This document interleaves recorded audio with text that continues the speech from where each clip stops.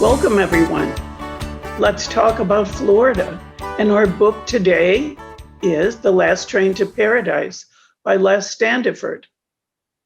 I'm Pat Agles. I'm serving as your moderator along with Gay Darsie. Gay has been an active participant in our last two discussions and will present the book summary to you today. I will provide author background and the Flagler Hotel details. Les Standiford is an author and since 1985, the founding director of the Florida International University Creative Writing Program in Miami, Florida. Although his most recent books have been narrative nonfiction historical works, 9 to date, Last Train to Paradise certainly tops this list with The Man Who Invented Christmas, How Charles Dickens' A Christmas Carol rescued his career and revived our holiday spirits. He has 9 novels featuring the character John Deal that has put him in the Miami School of Crime Fiction, along with John D. McDonald and Carl Hiaasen and Barbara Parker. Standiford attended the Air Force Academy and the Columbia University School of Law. He holds a BA in psychology from Muskingum College in Ohio, a master's and PhD degree in literature and creative writing from the University of Utah. He is a former screenwriter, fellow, and graduate of the American Film Institute in LA. And Standiford has 2 screenplays to his credit, along with many published short stories, articles, and a collective novel with Dave Barry. Standiford is married, has 3 children, and he and his family live in Pinecrest, Florida. And now Gay will begin our summary of this amazing book. All right. I'm going to give you a little background about Henry Flagler. He was born in upstate New York in 1830, the son of a traveling Presbyterian minister. He left home at the age of 14 and moved to the Cleveland, Ohio area. There he met John D. Rockefeller and began a business relationship and friendship. The men formed Standard Oil in 1870 as a corporation, which was eventually reformed into a business trust. Standard Oil moved its headquarters to New York in 1877. Flagler wintered in Jacksonville and St. Augustine, Florida in the late 1870s and early 1880s. Pat, would you like to describe the Ponce De Leon? Certainly.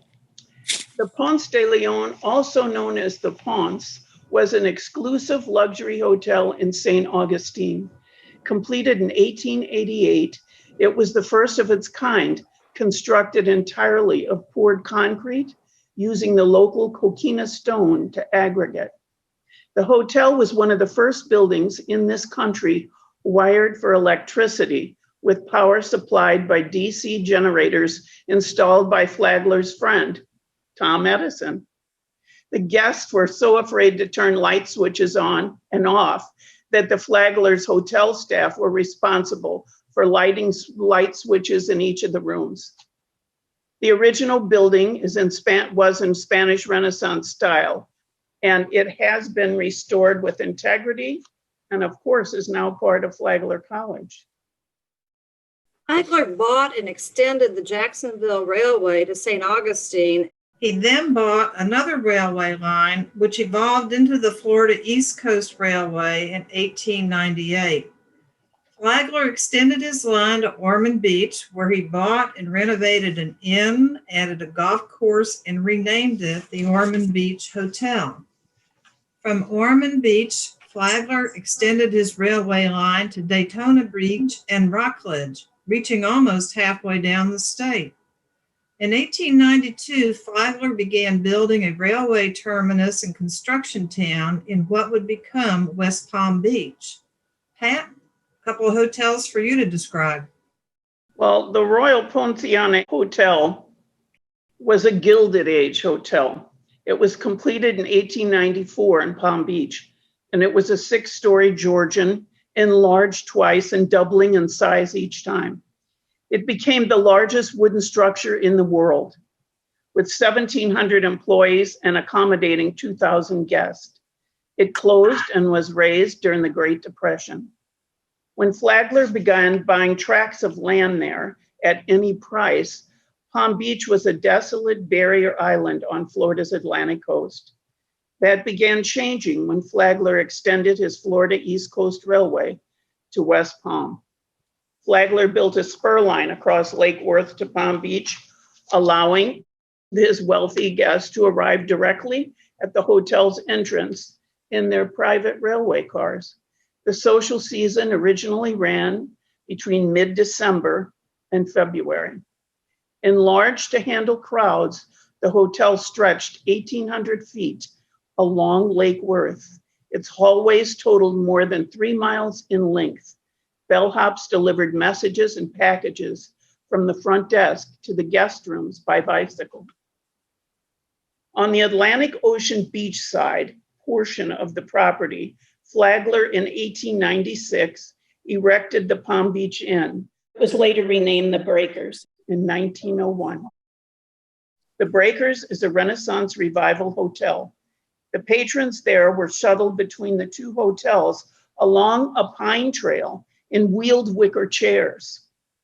The original wooden hotel burned in 1903, after which it was rebuilt and opened in 1904.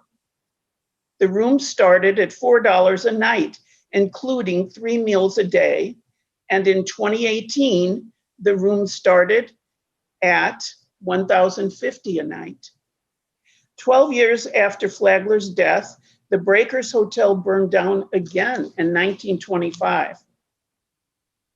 The fire was started by a curling iron that had been left on. The Flagler heirs modeled the 550-room replacement building after the Villa Medici in Rome.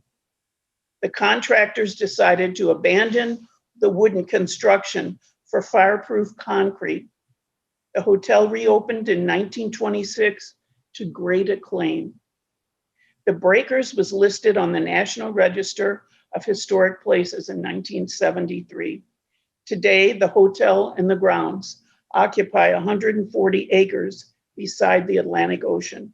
It is currently a AAA 5-diamond rated resort and has maintained that rating since 1996. Henry Flagler learned from Julia Tuttle that Fort Dallas, precursor named Miami, had not suffered from the Florida freeze of 1894-95. Tuttle and Flagler reached an agreement whereby he would receive land in exchange for bringing railway service to Fort Dallas, constructing another grand hotel, and developing a city. Flagler hired convict labor from the state of Florida to form part of the construction crew. The railway reached Fort Dallas in late April of 1896, extending the Florida East Coast Railway 66 miles from West Palm Beach. The Royal Palm Hotel was still under construction when the first passenger rail car arrived in Fort Dallas, and the development of what was to become Miami was still in planning stages. Pat, this would be a good time to tell us about the linkage between our other 2 books we've read this year.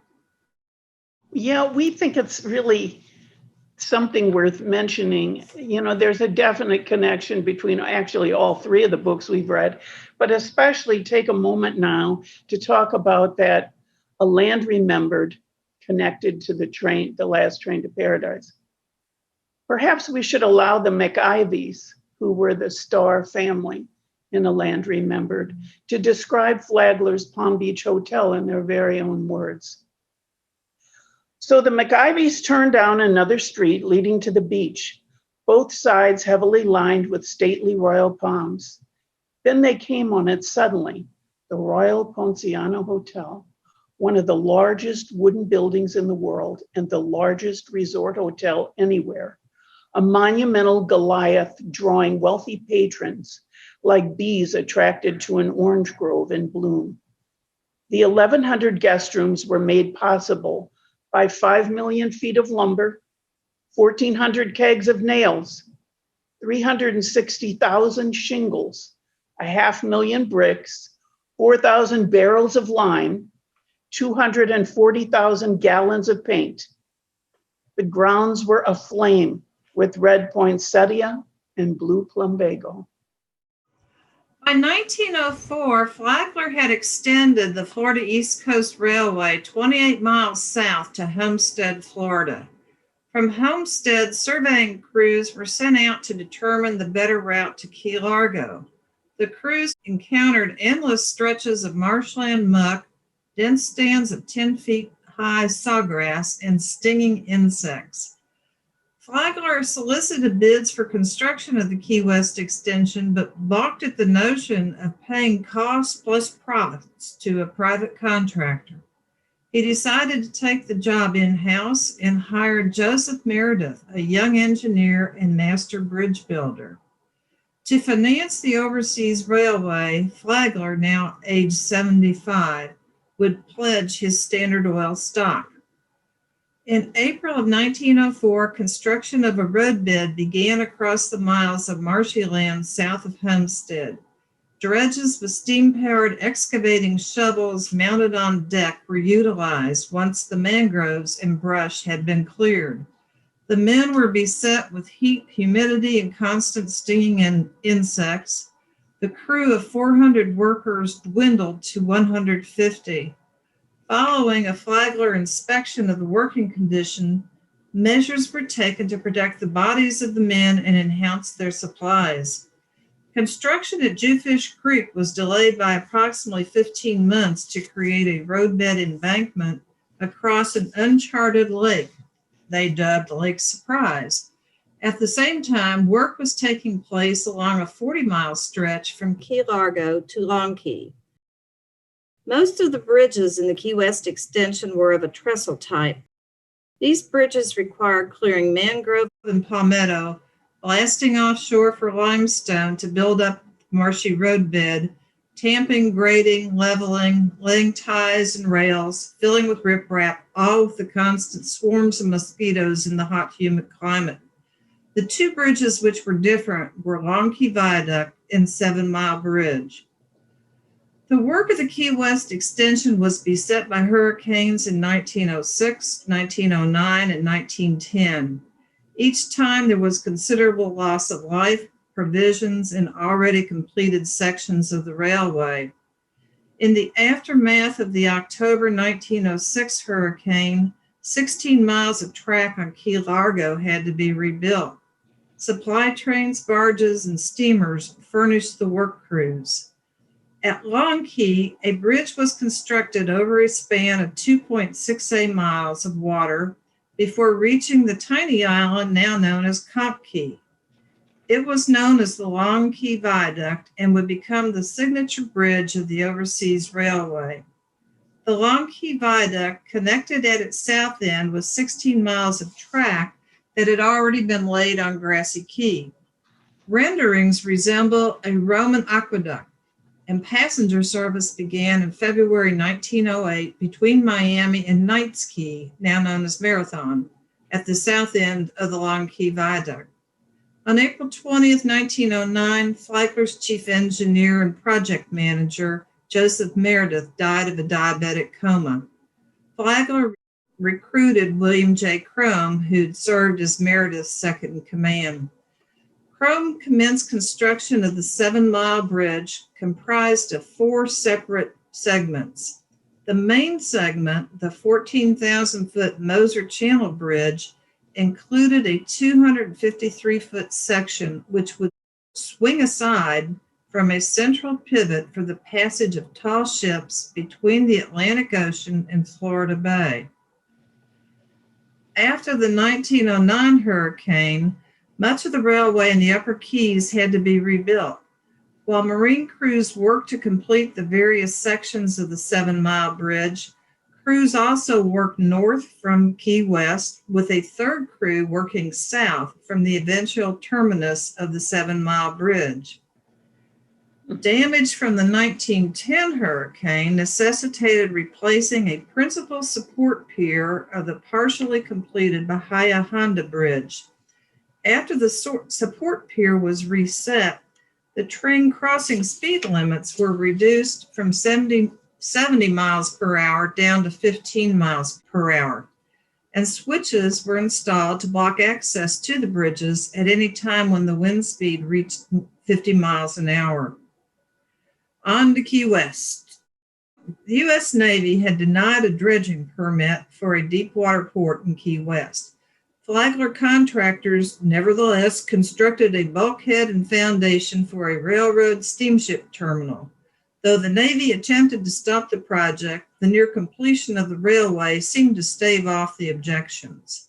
On the morning of January 21st, 1912, 82-year-old Henry Flagler rode his own rail from his Palm Beach home to Key West, where he received a hero's welcome.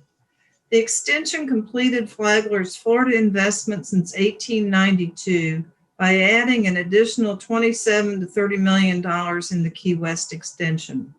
Despite the investment Flagler had made in FEC, it was not a profitable venture, owing largely to the lack of adequate freight traffic. After turning 83 years old, Flagler died on May 20th, 1913, after a fall at his Whitehall home at Palm Beach.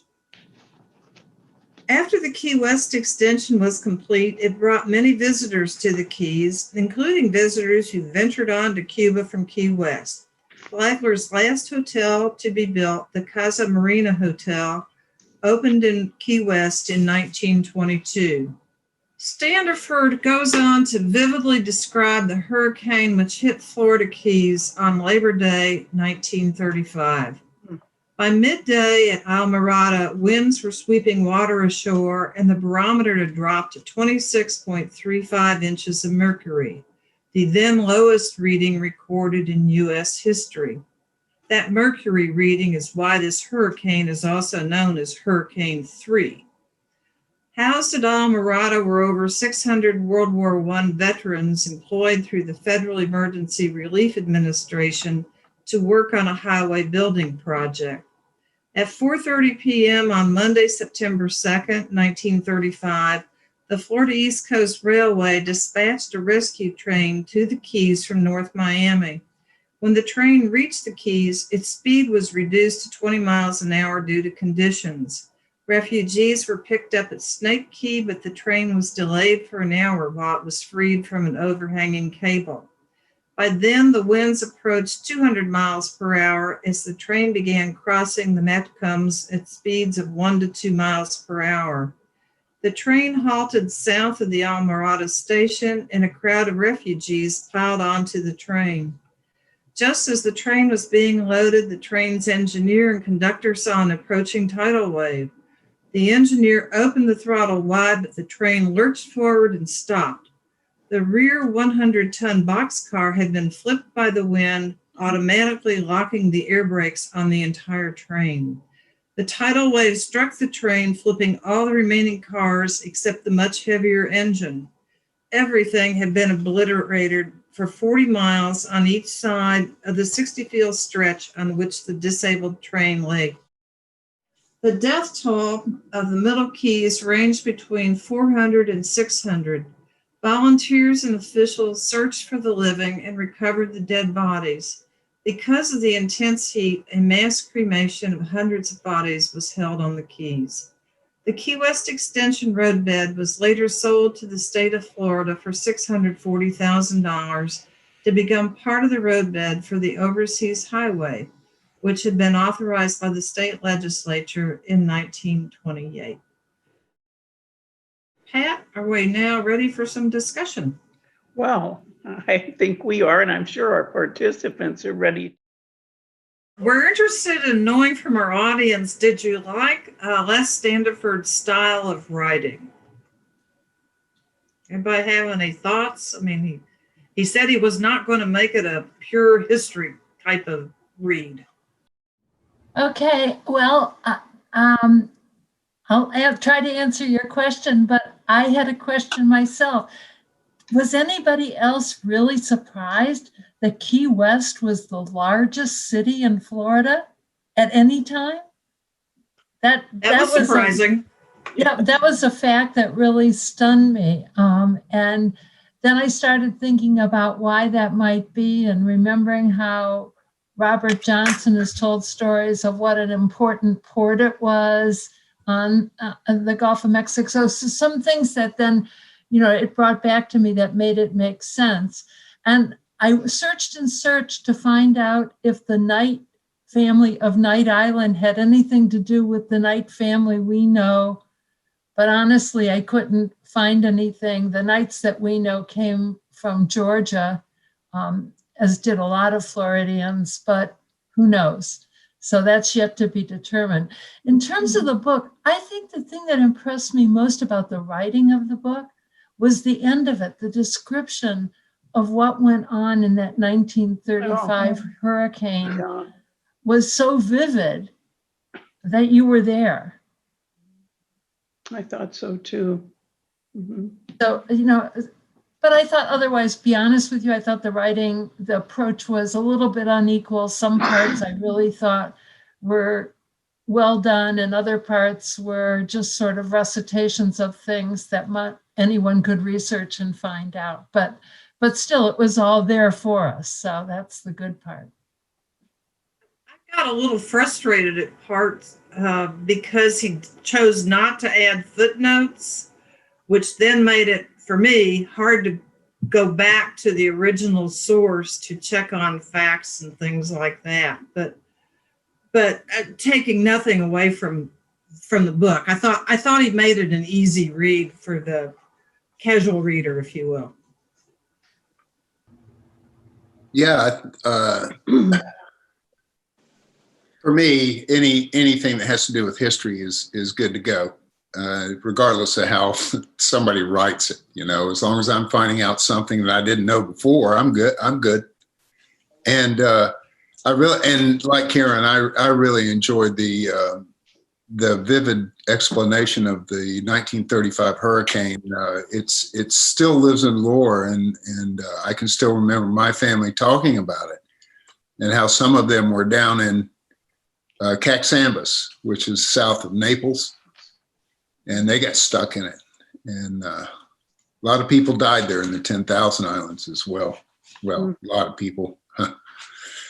The one thing that I did enjoy too is him talking about the Flagler Hotel, which is now the Flagler College.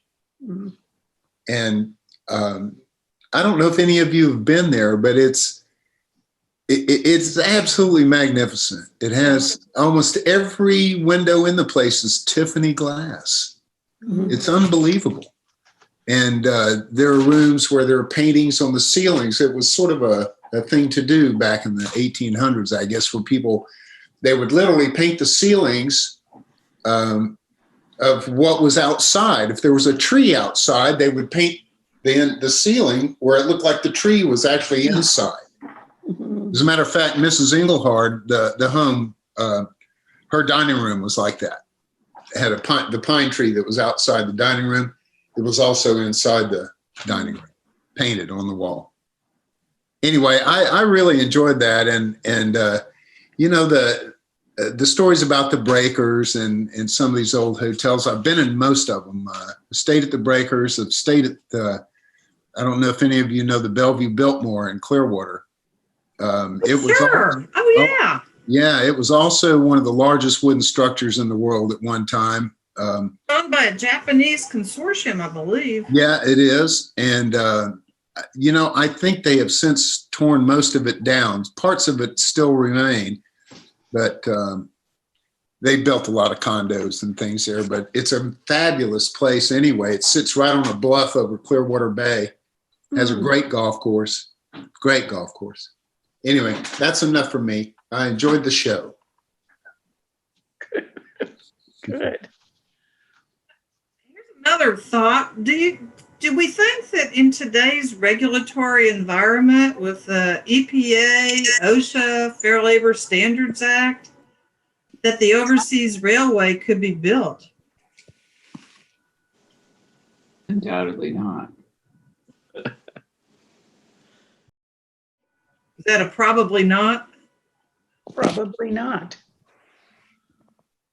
different world that we now live in with different regulations, although there were many regulations there that Flagler had to deal with, that's for certain. It wasn't easy going by any means. I thought the book was thought-provoking in a couple of ways. Number one, about the history of Flagler connecting with John D. Rockefeller, and Rockefeller recognizing the talents of Flagler and thereby forming the Standard Oil Company. And interesting statistic, they were producing 10,000 gallons a day. We do about 12 million gallons now. So, and probably a large part of that was because of the work of Flagler and J.D. Rockefeller. The other thing that was thought-provoking was the fact that I was, it led me to do a little research on how many miles of track was in the United States by 1860, a full 40 years or so before Flagler decided to go south. There was 30,000 miles of rail. None of it, very little of it going south, almost all of it going west, because that westward hole was the area that everybody was going to. So it took a lot of direction, I guess, and nerve for Flagler to gamble a large portion of his fortune on going south. It's interesting. I wonder how long it would have taken Florida to develop without Flagler, all these cities that he developed. The other thing I found interesting is the setbacks he had with, he lost his first wife, and right after that, he proceeded to drive forward with his plans for the railroad. So I found that somewhat interesting. Also, during this period of time in the country, we had a lot going on in terms of, I know we have a lot going on the past 20 years here, but we had the beginning of the combustion engine in the late 1800s. And of course, the steam-powered locomotive for another one. And then most of the transportation was done through the electric streetcar. But anyhow, I found the book thought-provoking, informative, and I like the tie-in that Pat was talking about with the other book. So that's about it. Thank you. Good afternoon, everybody. Really fascinating discussion by our two hosts. And then, of course, the book itself really reminds us this extraordinary tie-in throughout Florida. And we may be somewhat unique here of railroad and hotels. And of course, that's right here on our own island with the railroad being the then developer of the Gasparilla Inn. And I just finished reading a book, Open for the Season, by the other Carl Abbott. This is Carl with a K. Last week we heard our contemporary Carl Abbott with this Carl with a C. But Carl Abbott was the first manager of the Gasparilla Inn, and he writes about that in his book, in his memoirs. But prior to that, 2 jobs prior, he was the front desk clerk at Flagler's Alcazar Hotel in St. Augustine, the other large hotel that Flagler built there. And actually, Carl did the Vinoy. And so there is this amazing history in Florida, the tie-in between the railroads, these extraordinary hotel properties, ours being one of the best, as we know.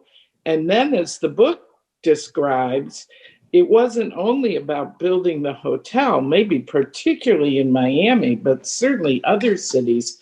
Flagler was really working to lay out those cities as an entirety and really creating those communities. And I know until reading the book, I had never really understood that. So that as well was fascinating. And a quick response to Gay's questions, no, this could not have been built today. So too many regulations. To 5:30. That's what Cotton thought too. No, so Were you all in awe of the physical mental effort it took to build those bridges of the East Coast Railway? And the engineering feat, and as it was described, is just it's fascinating, but it's mind-boggling as well. Did that come to life for you all as you read that? Yeah.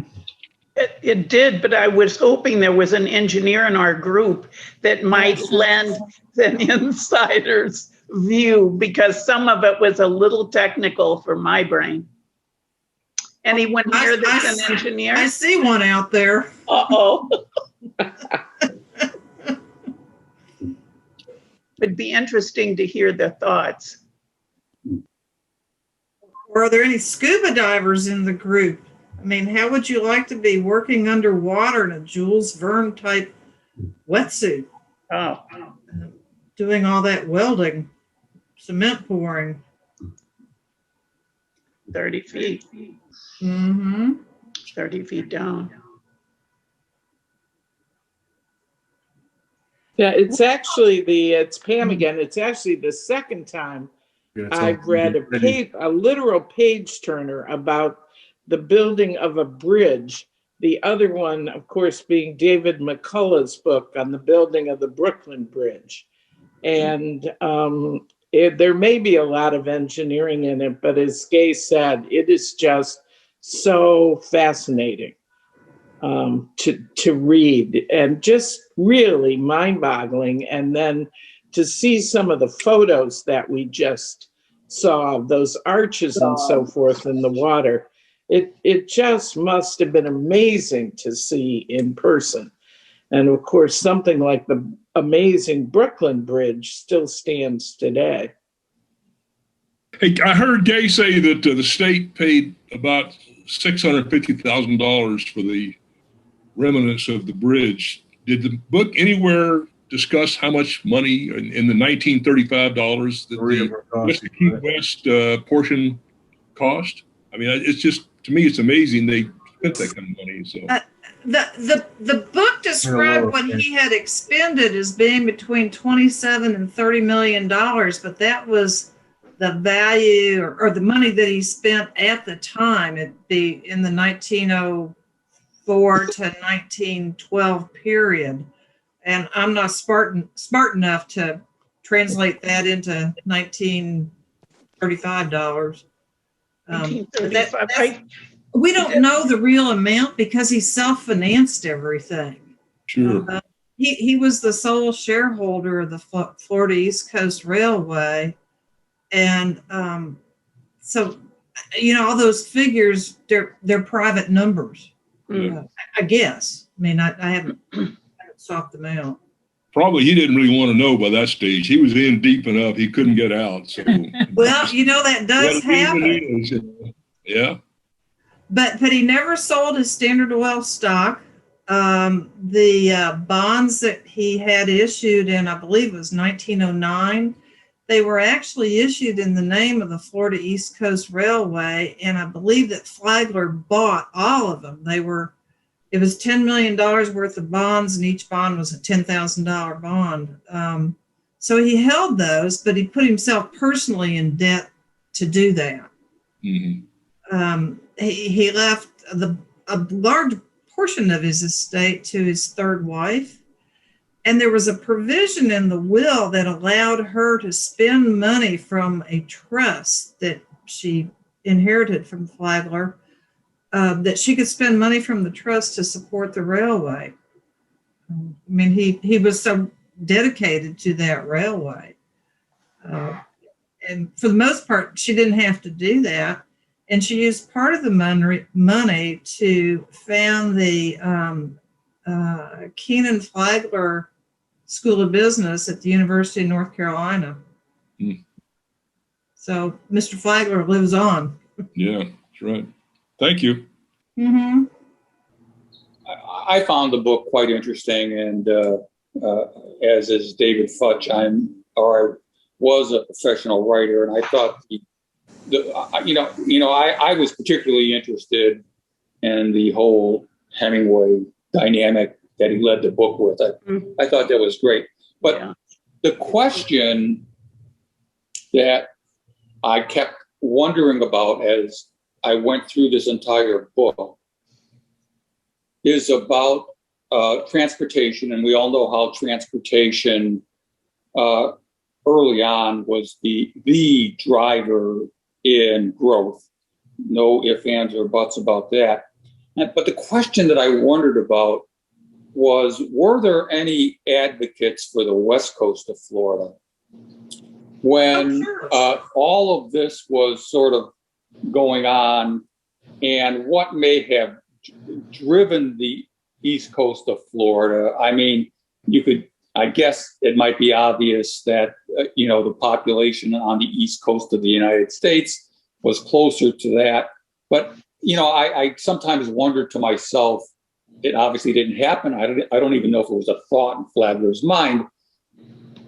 But he was, he was out there. He was willing to push the boundaries a lot. Was there ever a fleeting moment where he said, "Hey, let me drive this thing down the west coast of Florida"? I don't know. Obviously, he never said. But at what point, and maybe somebody in the audience knows this, did some advocacy come to the west coast of Florida?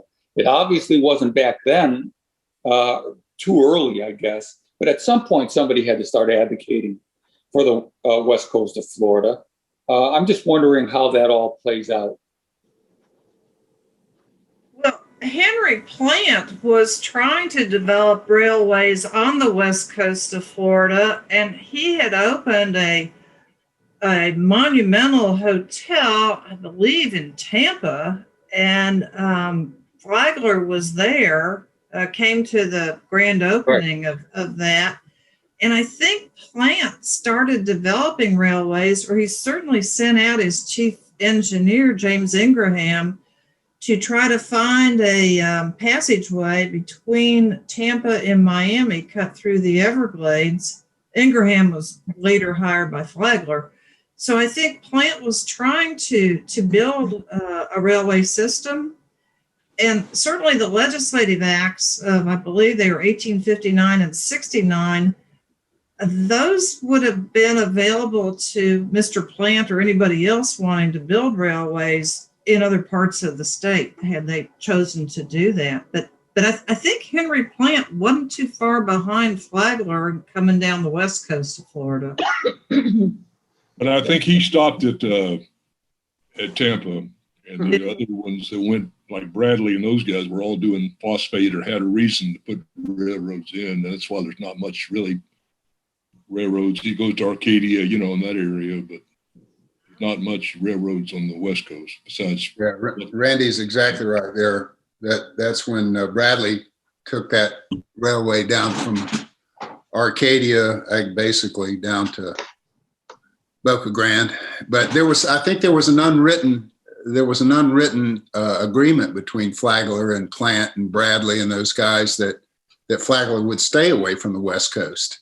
Oh, and that hotel that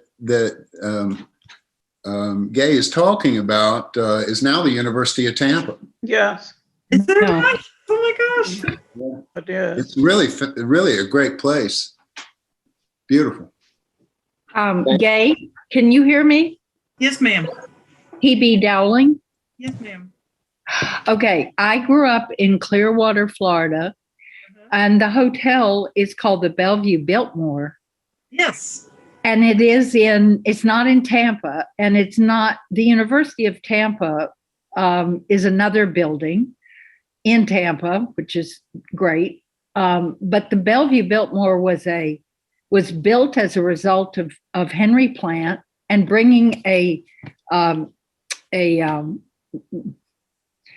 what's the name? Not tie, but an adjunct to the tracks came from, and I don't know whether it was Flagler or what company, but brought it over to the Bellevue Biltmore, which was on Clearwater Bay. And it's the biggest, it's still there. Oh, no, sorry, it's not still there. Part of it's still there. At the time, it was the 1890s, it was the biggest wooden structure in the United States, supposedly. And in World War II, it was a barracks.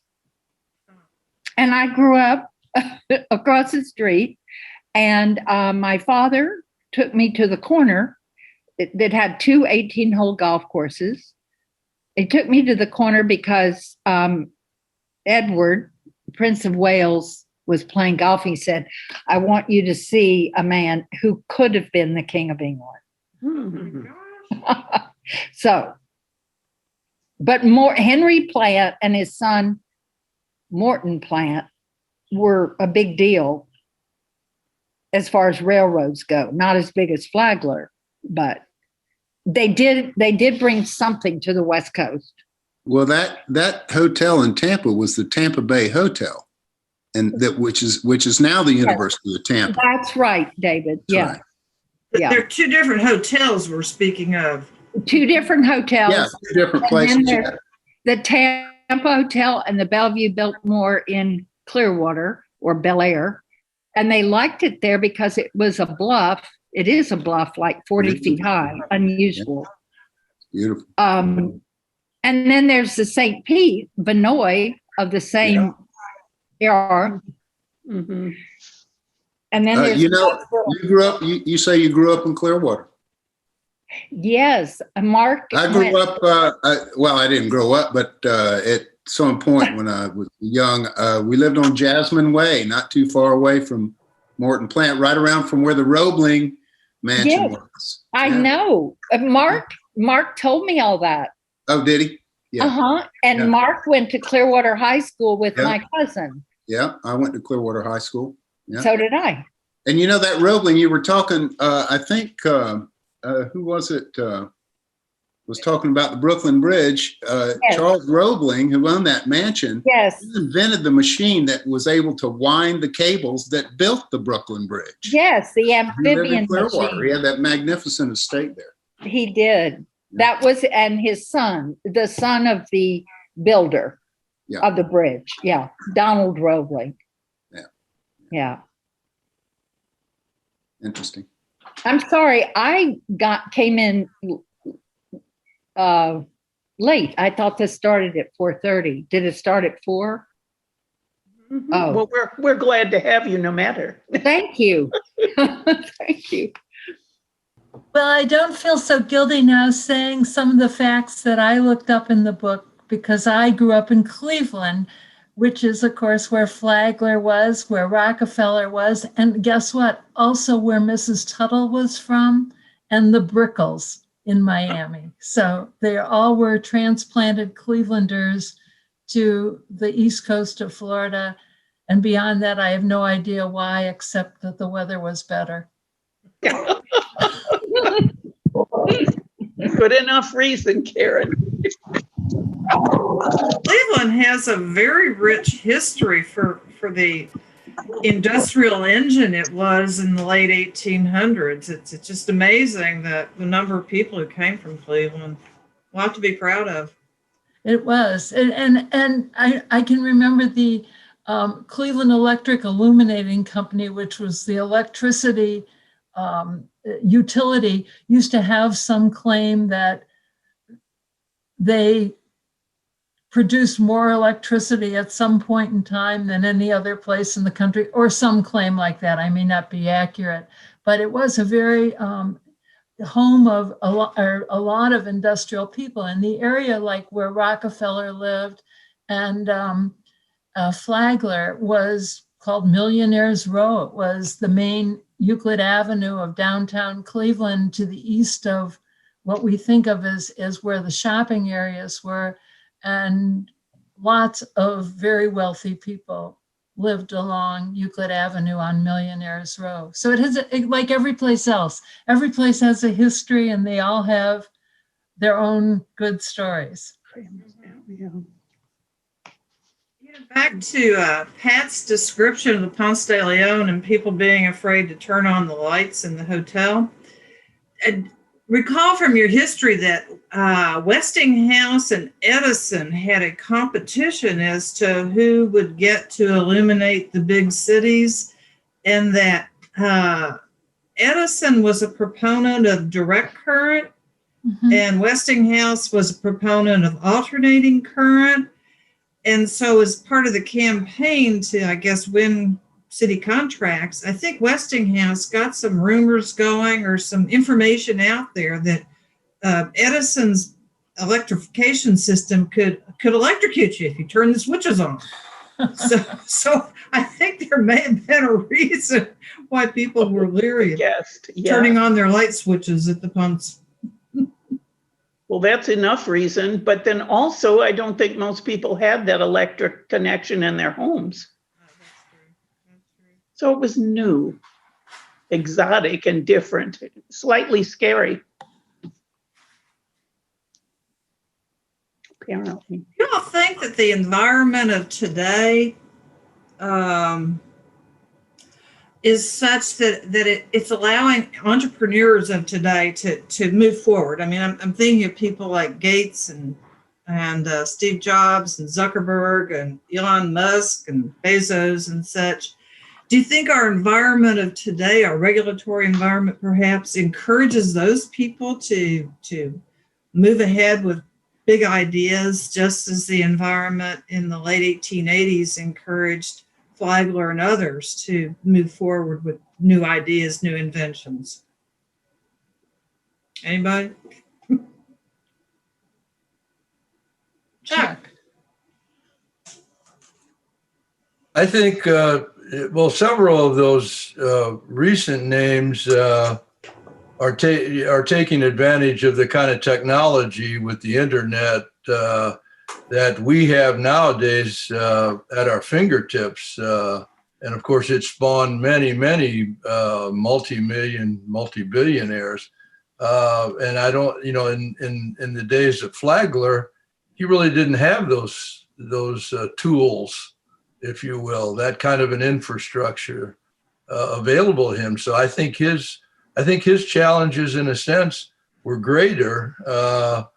And of course, he was, like some of the entrepreneurs you mentioned, he was a risk taker too. Flagler had to borrow $100,000 from a relative in order to join up with J.D. Rockefeller in order to get the thing going. So, I think it, in a sense, it's a lot easier nowadays. Of course, on the other side, the regulatory environment, navigating the regulatory environment, nothing against attorneys, Gay, has made a lot of attorneys very wealthy. But try to make a living. Anyhow, that would be my comment on that. I just wanted to say something about what Gay was just talking about. And I think people with big ideas, whether it was Flagler or if it's Bill Gates, they have these big ideas. I don't think they ever think about money. I don't. I think they think their idea is their idea, and they want to get it done regardless of cost, regardless of what it costs them, either personally, financially. They're big idea people, and they just don't stop until they see the fruition. That's my thought. And they're willing risk takers. Yes. They're willing to take the chance. Risk it all. Yeah. Yeah. I think one of the key comments in the book, I'm sorry, I just came on, I was tied up. One of the key comments in the book was that Flagler stopped becoming, when he got into the Ponce de Leon and his whole Florida program, he stopped becoming an accumulator and became a creator. Mhm. And so his goal completely changed. He wanted to meet the requirements of his vision and not worry so much about accumulating wealth. He had already done that. So that's. And I think there was another quote in the book someplace from him in which he said that his interest was in the future. Yeah. That he wanted to build for the future. Just like Bill Gates, just like essentially like Bezos, and yeah, this what Bain was talking about. This I'm sorry, I lost track of my thought. Sorry about that. Well, he became a creator rather than an accumulator. Right. Yeah. There was a good example in there when his accountant brought the financials to him, and the accountant said, "Well, we're about 5 million, 10 million, so many millions over budget." His question back was, how much was spent for lunch or dinner last night at that hotel? So that was his way of saying the money was not that important, but the vision that he had and the drive to accomplish what he did was the most important aspect. Hey, everybody, I've got to go, but thanks a lot for the presentation today. Really interesting. Thanks, David, for being with us. Yeah, take care.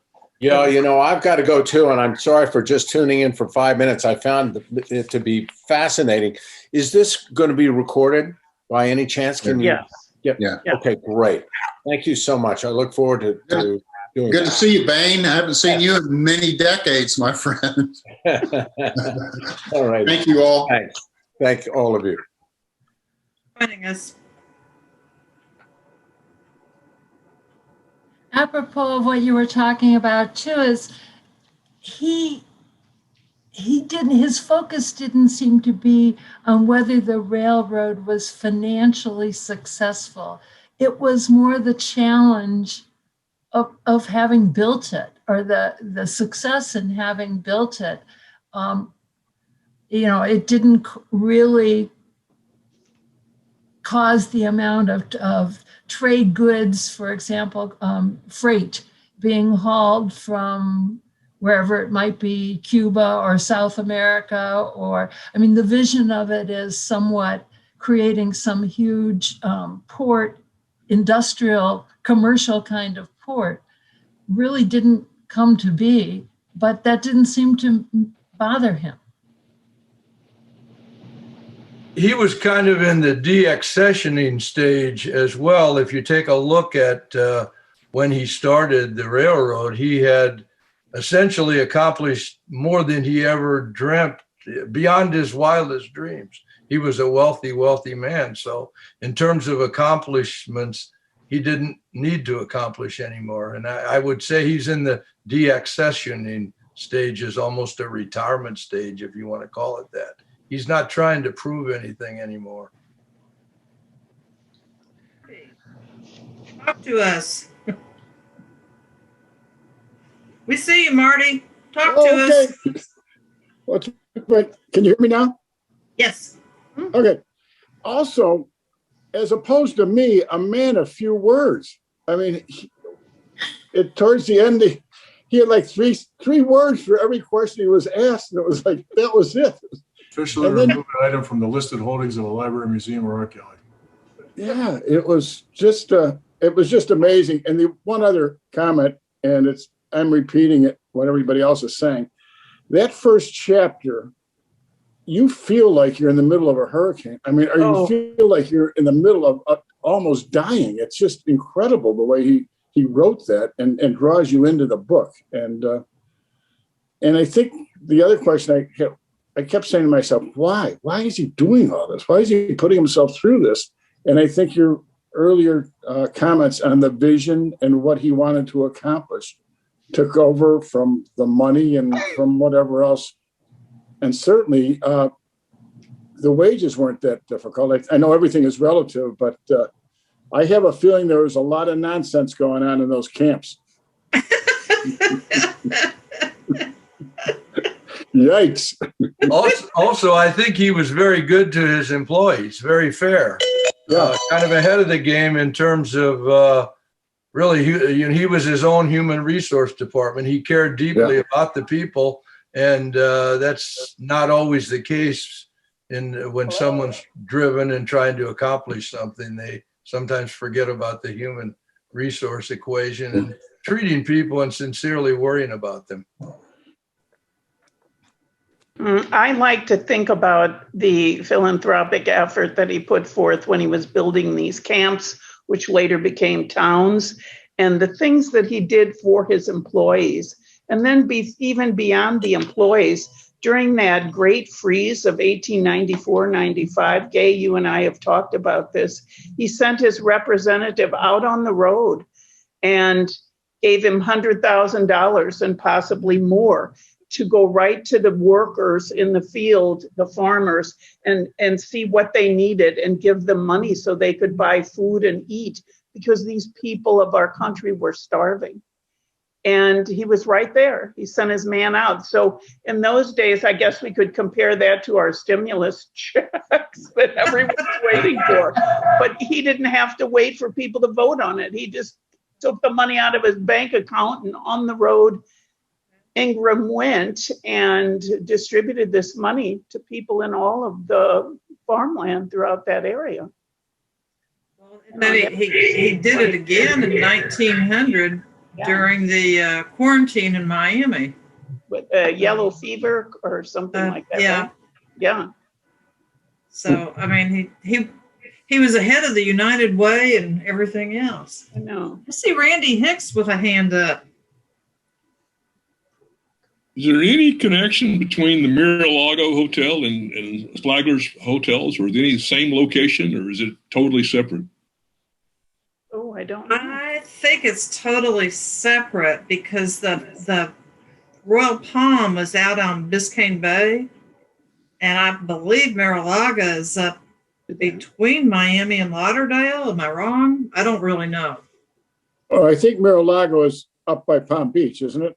Yeah, it is Palm Beach. Yeah, it's in Palm Beach. Yeah, Mar-a-Lago was originally built by Marjorie Meriwether Post as her oceanfront estate. But grand style, as we've seen.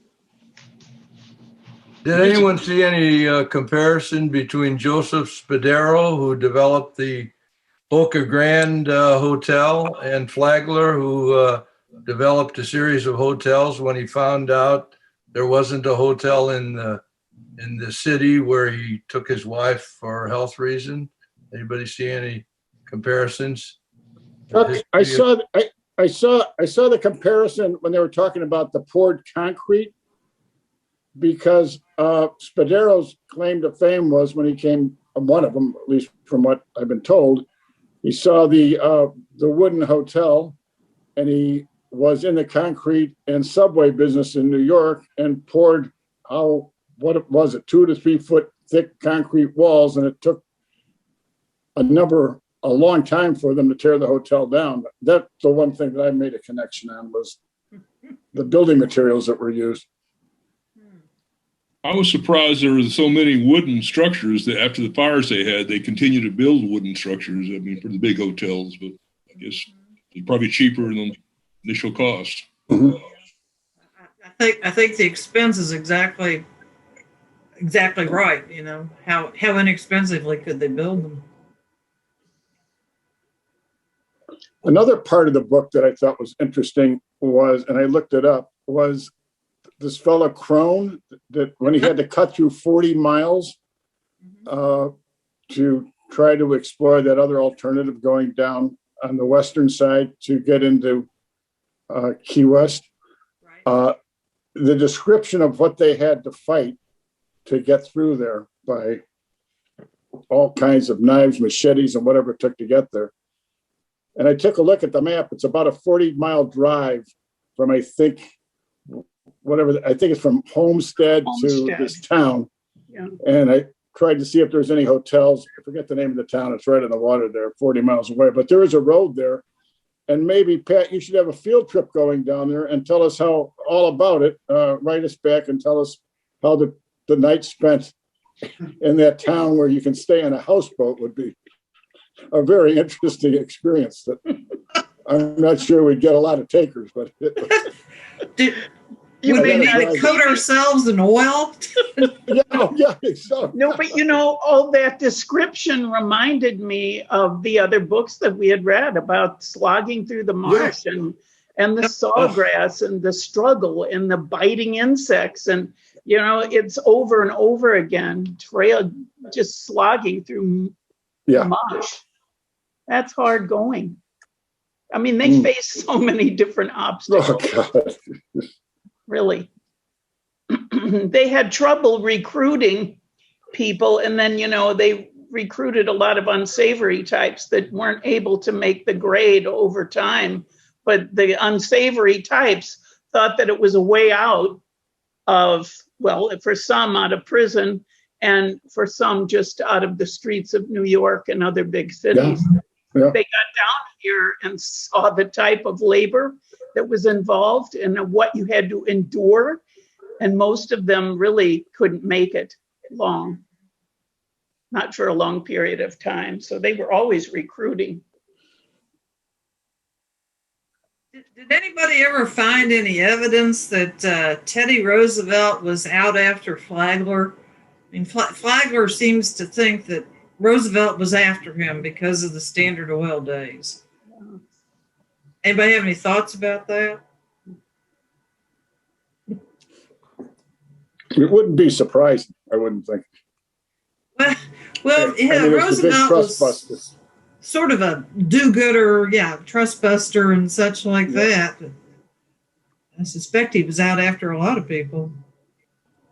But he was after Flagler, right? I mean, he busted the Standard Oil, so Flagler had every reason to suspect that. Of course, they all made even more money after they busted up Standard Oils. No one had anything to complain about. So the rich got richer. Yeah. But, that's a publicly traded stock. Was then, is now. Well, that's bye-bye American Pie now. Electric vehicles. Well, Dave, have you ever done a book group on Baron Collier? Speaking of these legendary characters. Yeah. Was there ever a biography on him? Oh, I think there is. I'm not sure if we have one on our reading list. Pam, do you know that, or Karen? I don't remember one, not offhand, no. But I mean, I'm sure they're written. Research to find something about him. What was his role in Boca Grande? He did. The Bradley brothers built the inn, right? But he owned the inn. I want to say from maybe 1929 to maybe sometime in the 40s. Yeah, I'm not sure of the dates, but Baron Collier did own the Gasparilla Inn for a period of time. Looks mute. Yeah, I belong to the Somerset Club in Boston. I think the Bradleys did too. And when they built the Gasparilla Inn, what was it, 1921? 1912, I think. Was it back then? Earlier than that, 21. There was a lot of hesitation because they didn't think they could fill it up. They wanted to justify it. So the story of the Somerset Club is that everyone said, well, let's go down to this Gasparilla Inn in Boca Grande, wherever it is, and have a fun time. And they did. And everybody had a great time because it was sort of a little bit rusticating. And the fishing was good. So that, I guess, sold the deal. Had trains coming through at night. I mean, how sort of different from these fancy Dan places they were all used to. So it caught their attention. It's in the history of the Somerset Club. Somerset Club's very proud of that. We're pleased with it. They helped out Bradley's because I think American Chemical was in Boston, based in Boston. Pretty sure it was. Yeah, and it's the Bradleys that hired Carl Abbott. Others on here may know, I'm recalling it. He came in late teens or around 1920 as they decided they're ready to expand it and turn it into a resort. It had started as this hotel for the railroad people, and they were seeing the possibilities and had met Abbott, and Abbott's father was quite famous around the country as a hotel manager, and Carl had trained under him. So they reach out to young Carl and turn really the staffing down to the China of what a resort hotel would be here. And it's Carl, as I understand, who decided, as he wrote to everybody in Boston, to ask for their references so they would appreciate how exclusive it was. Mm-hmm. And they had no guests in line. And yet that first season, because of Carl's marketing efforts, turned out to be a success. The hotel was full, stayed full. And I've always heard they never advertised, the inn never advertised again until around 2000. It was all word of mouth and the same people coming back year after year. Yeah, who'd be surprised? It's great. Yeah, the Carl Abbott book, this Open for the Season, is really a really interesting read. That talks he about eventually does the Vinoy and eventually the Sagamore. I mean, he had this really storied and himself historic role in establishing these grand resort hotels from Florida to the Sagamore, and worked in hotels in New York City. Quite an amazing career and the inn was obviously always near and dear to his own heart, even once he left it.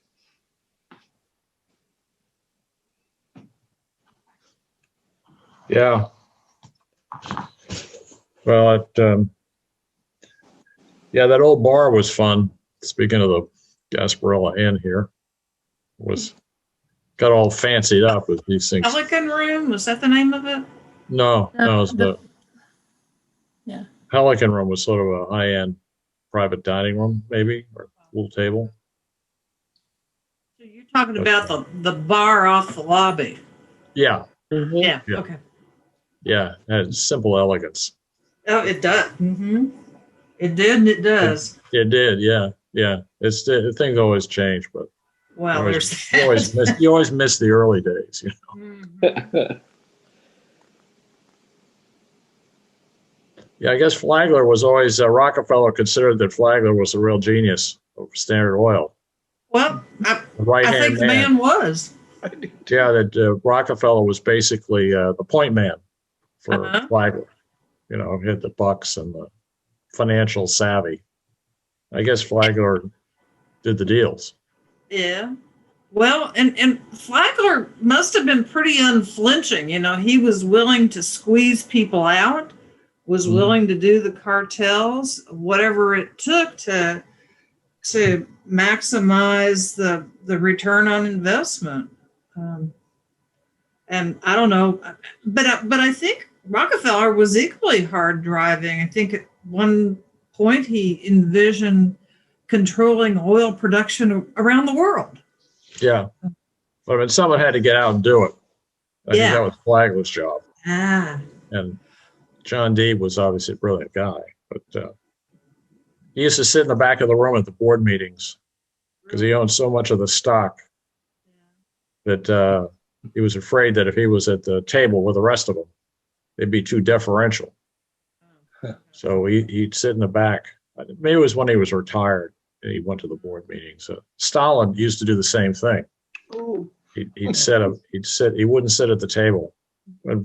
Not always, but that was in the big meetings. He'd be careful not to sit at the table so people wouldn't be kowtowing to him even more than they had to. It's an old technique, but it's effective when you think about it. What do you think motivated Rockefeller what I've read, found the University of Chicago and also Denison. Was he always interested in higher education, or somebody put a bee in his bonnet, or have any ideas? But Denison, did he found Denison too? I believe he did. He has a son whose name is Denison. Oh, yeah. Well, I guess, yeah. I mean, I think there was a particular individual that caught his attention. Somebody, Gates, was it, or somebody like that, who guided him in philanthropy. There was one or two people who were, because I don't think he had enough time to worry about philanthropy. So I think he had a couple of people true. who were go to. I read that somewhere once. Okay. Somebody named Gates or somebody else. They were the ones that queued it up for him. And obviously, education's a big, enormous, good place to spend your money. Sure. I looked up Baron Collier. There's really, I didn't at first glance, there's not a book per se on Baron Collier, but a lot of information on him, and particularly as he developed Naples, Florida. He was mentioned in several articles. So there's a lot of information, but nothing, no book specific. Interesting guy, though. Sure was. Well, Giuseppe was his closest big deal to Boca Grande, I guess, besides Boca Grande.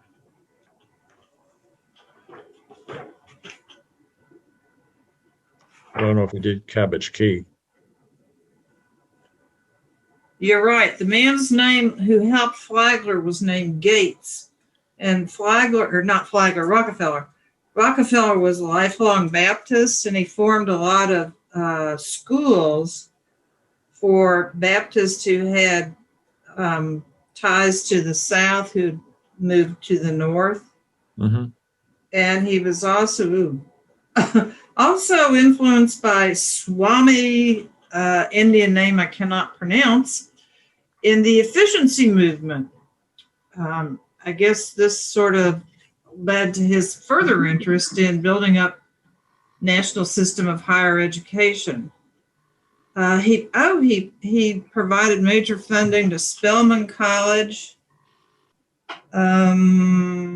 Let's see. He gave donations, considerable donations to Denison. It doesn't say he founded it. This does say he gave $80 million to the University of Chicago, turning a small Baptist college into a world-class institution. He gave more money to the American Baptist Organization and founded universities in the Philippines.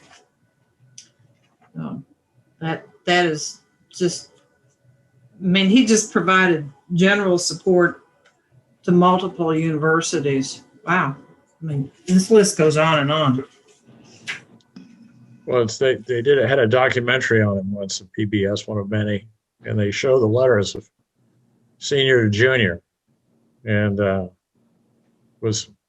he says, dear son, a couple of introductory sentences. I'm transferring $75 million worth of treasury bills to your account at the Chase Bank, and he goes on another 40 million. He lists these staggering amounts of money.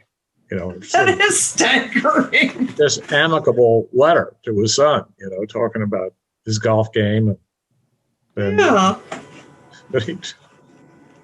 you got to see it. When you see it, it just takes your breath away. The extent to which he was so successful. Wow. I think Flagler came from Cleveland too. He was a partner. That's where they met, yes.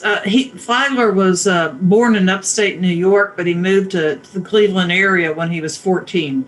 And that was when he met Rockefeller. I think the Rockefellers came from, they moved around a lot because of the father. But I think they were from New York, upper New York State somewhere. I believe you're correct. A lot of them fought in the Revolution. Yeah. That's what they were, worthy types.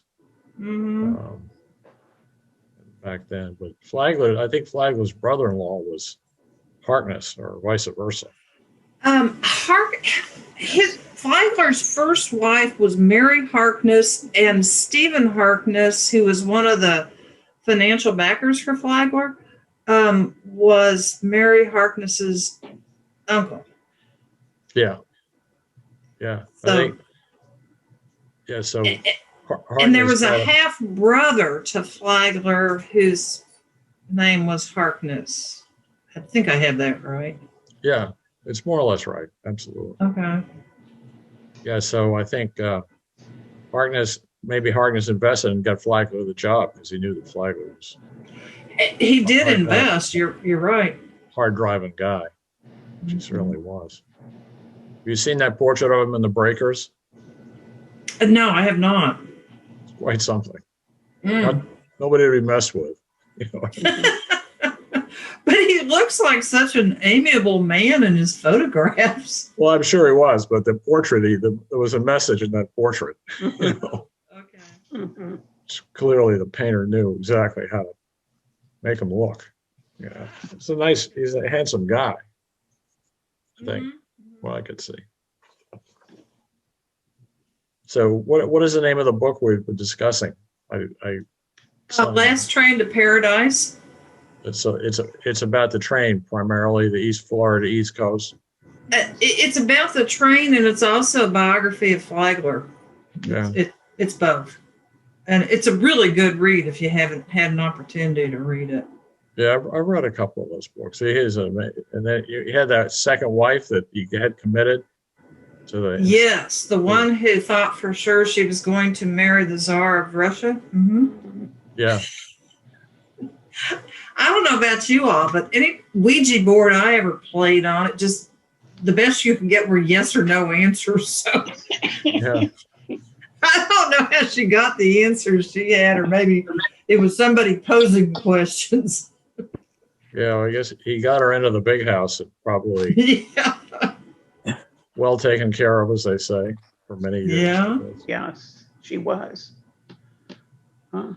He dedicated a vast fortune for her care and maintenance. Mm-hmm. Well, the next wife was what? Kernan? Was that her name? Yeah, Mary Lily Keenan. I believe it's Keenan, maybe Kernan. North Carolina. North Carolina lady. Mm-hmm. Very, very sort of establishment, successful family, apparently. Right, right. She could talk the talk. So, yeah, that's a staggeringly big building, that Breakers. I mean, yeah, it's so beautiful. Wow, just pulling up to the building takes your breath away, doesn't it? It does. That sort of LA that goes up to the front. Oh. It looks a little bit like the Greenbrier in West Virginia. The side view of the Greenbrier, but much smaller. And of course, the Greenbrier was also a railroad hotel. Those were all over North America. I mean, Union Pacific, Canadian Pacific, Sun Valley. Yeah. Yeah, you need a place to stay if you weren't going to drive or be on the train all the way through. Well, they were it's all about generating revenues so they could extend the tracks. That's what got the Union Pacific in trouble. The problem was that usually you built railroads to a place where there was a source of revenues. Right. They were just punching it out over the prairies, No revenues in sight. So not until they discovered shale oil. Yeah, did they? Yeah, well, you're right. In coal, of course, in Wyoming, huge. And there's a connection with that in Boca Grande because James Hill was the father of Pat, help me, Gertrude. Yeah. Right. I can't think of Gertrude's married name. Foliet. Yes, right, and Foliets are related to Gertrude. Yeah. What was Gertrude's last name, Pat? Do you remember? Not right at this minute. Yeah, I know. I think it starts with an M, but in any case, she was the daughter, one of the children of James Hill, who was the north and west kind of railroad magnate. Minneapolis, yeah, St. Paul. Yeah, he's from Minneapolis. Right. Actually, he was Canadian, but he moved to Minneapolis. I didn't know that. Hmm. Well, the other guy in Florida who was big was that guy, the DuPont, Alfred DuPont. Same sort of story, I guess. He moved, he got cashed out at DuPont. He got in a back and forth with his relatives, and he figured he better get out before it got really bad. So he married a Jessie Bell, who was from Fort Lauderdale or something. Oh. And I guess he never looked back. Those two must have known each other. I wonder who was older. It must have been approximately. You mean between DuPont and Flagler? Yeah. I would say Flagler was the older. At some point in the history of the Florida East Coast Railway, this is after Flagler passed away, a consortium of DuPonts owned the railway. Hmm. And I can't tell you the exact period, and I'm blank. I've got it in my notes someplace. It's not in the book we read, but at some point the DuPonts owned all of it or a major stake in the railway.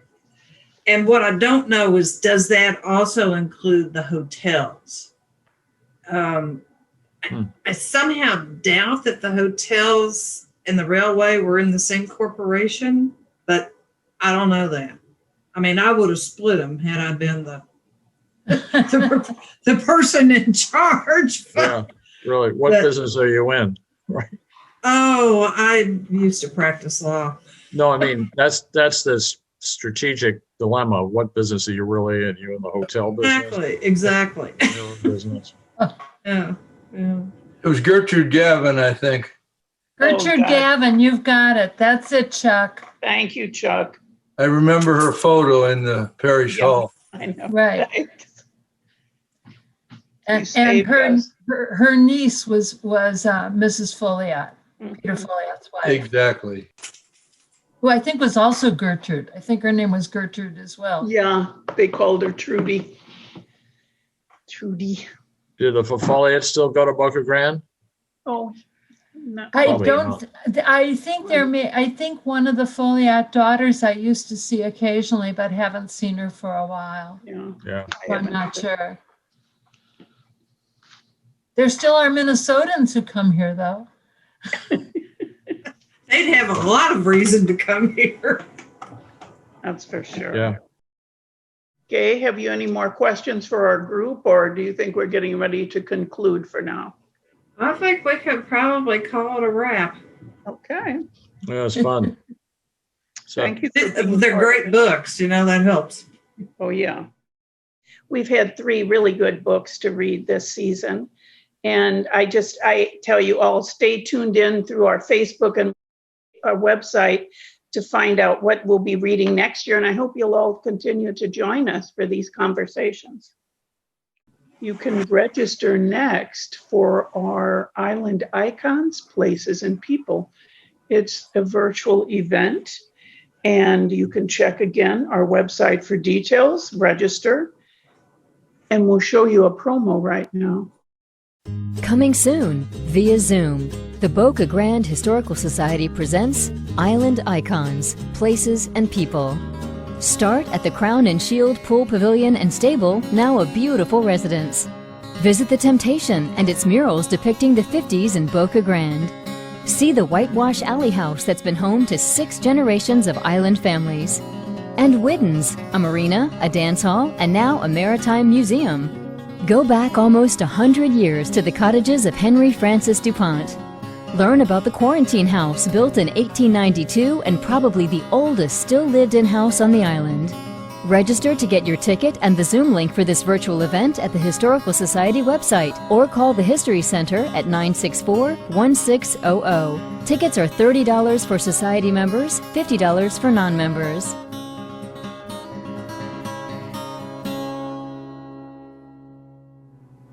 That promises to be a most interesting tour. We do this tour every other year in person, of course. This year, we've had to have a big idea and go with something entirely different. But I think it's going to be very special because there will be homes that haven't really been on view before because of their small size and other reasons. So I think we're going to see some really interesting places and hear some really interesting stories. So tune in, and you can register, as we've said before, on our website. Then March 22nd, we are having an exhibit, a pop-up photo exhibit of then and now photos from our archives featuring island businesses that will be set up on the parking lot at the Beacon from 10:30 to 3 o'clock. And we have had one a few weeks ago, and it was well attended, and people just really had fun, not only looking at the photos, but visiting among themselves and telling wonderful stories. So please like us and follow us on Facebook if you haven't already. It's a great way to keep in touch and stay up to date with what's going on and to support the society. We appreciate your participation in all of our programs this year. And as we draw to a close, we just ask you to stay in touch with us, again, through our website, Facebook, and find out what's going on over the summer, because we'll be busy developing new ideas for programming. So stay with us. Thank you very much.